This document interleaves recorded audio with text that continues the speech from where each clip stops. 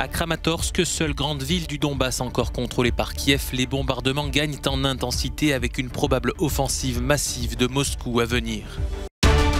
Nouvelle vague de sanctions contre Moscou. Washington vise des proches de Vladimir Poutine et interdit tout investissement en Russie. Les ministres des Affaires étrangères de l'OTAN se retrouvent à Bruxelles. Le secrétaire général de l'Alliance estime qu'il faut se préparer à une longue guerre en Ukraine. L'hôpital de Kramatorsk est secoué par l'avancée des troupes russes. Depuis 2014, cette ville est la capitale de la partie du Donbass encore contrôlée par Kiev. Dans l'hôpital, de nombreux blessés touchés par les bombardements des troupes russes ou pro-russes. Ces frappes ont touché des bâtiments résidentiels mardi. Je buvais un café, je suis allé dans la chambre et c'est arrivé en un instant. C'était inimaginable, juste bang et puis plus rien.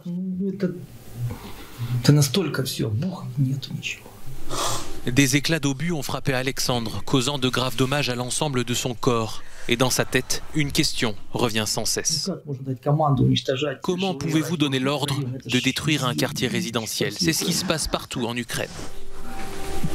Vyacheslav Yepafantsev a perdu sa fille d'1 an lorsqu'un obus a traversé la fenêtre de son logement sans exploser.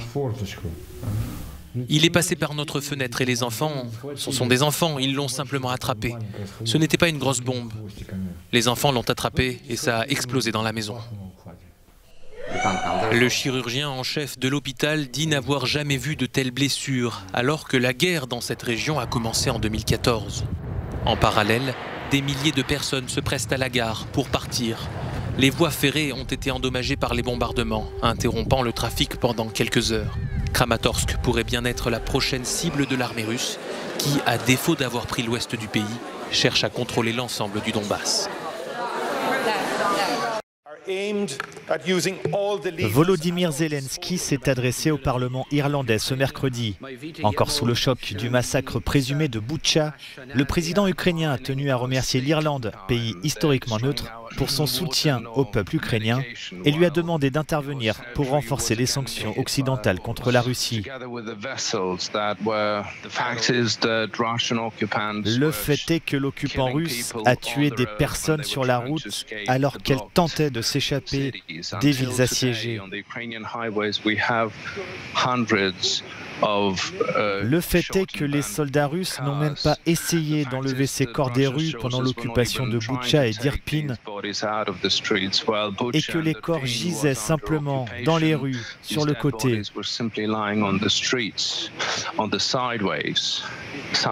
Certains dirigeants politiques, dirigeants d'entreprises, pensent encore que la guerre et les crimes de guerre ne sont pas quelque chose d'aussi terrible que les pertes financières.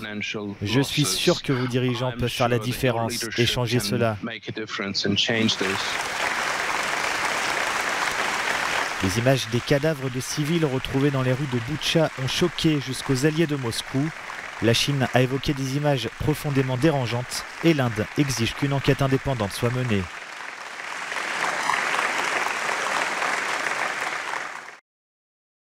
Les États-Unis ont annoncé mercredi une nouvelle salve de sanctions dévastatrices contre la Russie accusée de crimes de guerre en Ukraine.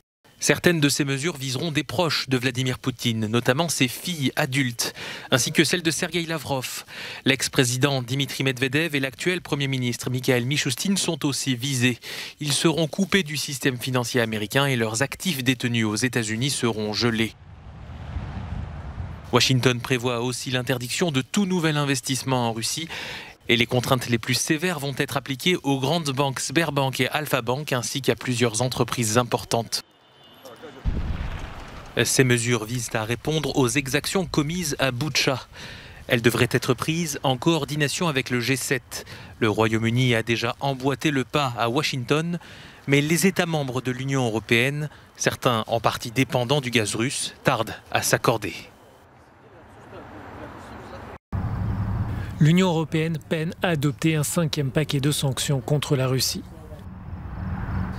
La Commission européenne propose d'interdire les importations de charbon et de fermer les ports européens aux navires russes. Mais selon des sources diplomatiques, les pays membres qui dépendent davantage de cette énergie fossile demandent 3 mois pour réaliser cette sortie. Selon certains eurodéputés, il est nécessaire de prendre en compte les conséquences de ces sanctions. Nous sommes confrontés à une guerre inimaginable et nous devons exercer le maximum de pression. Cela signifie des sanctions et encore des sanctions et tout ce qui est nécessaire. En même temps, nous devons nous rappeler que nous sommes également responsables de notre sécurité énergétique et de notre sécurité alimentaire. Nous ne pouvons donc pas mettre cela en péril. Lors d'un débat au Parlement européen, les eurodéputés ont appelé l'Union à aller plus loin. Lors de son intervention devant l'hémicycle, le président du Conseil européen reconnaît que les 27 devront se pencher à terme sur les importations d'hydrocarbures russes. Nous devons combler les lacunes. Nous devons cibler toutes les tentatives de contournement des sanctions et nous sommes prêts à agir rapidement avec des sanctions plus coordonnées et plus robustes. Ce nouveau paquet inclut une interdiction des importations de charbon. Et, mesdames et messieurs, je pense que des mesures sur le pétrole et même le gaz seront nécessaires tôt ou tard.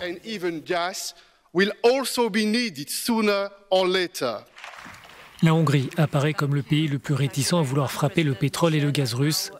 L'Allemagne et l'Autriche, à l'origine sur la réserve concernant cette question, semblent vouloir avancer sur d'éventuelles sanctions. Les ambassadeurs de l'Union doivent se retrouver jeudi pour essayer de parvenir à un accord. Les ministres des Affaires étrangères de l'OTAN se retrouvent mercredi et jeudi pour évoquer les moyens d'apporter un soutien militaire à Kiev. Le secrétaire général de l'Alliance ne cache pas son inquiétude concernant le retrait des troupes russes du nord de l'Ukraine pour se regrouper vers l'est du pays, ce qui laisse à supposer une offensive militaire de grande ampleur. Nous devons être réalistes. La guerre peut durer longtemps, plusieurs mois, voire des années. Et c'est la raison pour laquelle nous devons également être préparés à un long parcours, à la fois en ce qui concerne le soutien à l'Ukraine, le maintien des sanctions et le renforcement de nos défenses. Le ministre ukrainien des Affaires étrangères participera en personne à la rencontre qui se déroule à Bruxelles. Il devrait renouveler son appel pour obtenir des équipements anti-aériens. Ces armes ont été promises mais toujours pas livrées. Les alliés devraient décider de fournir davantage d'armes anti-chars et des systèmes de défense aériens. Il sera aussi question d'une aide humanitaire et financière. Face à ce conflit, l'Europe cherche aussi à se projeter vers l'avenir. Je pense qu'une nouvelle guerre froide est une prédiction raisonnable de ce à quoi l'Europe doit s'attendre. Le conflit sera à somme nulle et durera aussi longtemps que la guerre froide. Tout sera défini en fonction de cette concurrence entre l'Europe avec son alliance transatlantique et la Russie. Et cela va affecter certainement la sécurité de la Géorgie et le nord de la Moldavie et sans aucun doute la sécurité de l'Ukraine. Il est possible évidemment que la Russie perde cette guerre, auquel cas il n'y aurait pas de guerre froide. Il y aurait alors une Russie affaiblie, mais certainement avec une amertume et de la colère à l'encontre de l'Europe. Je pense qu'une guerre froide est la meilleure prédiction. Les ministres se pencheront aussi jeudi sur les moyens à mettre en œuvre pour aider les partenaires de l'OTAN plus vulnérables aux menaces russes, comme la Géorgie et la Bosnie-Herzégovine.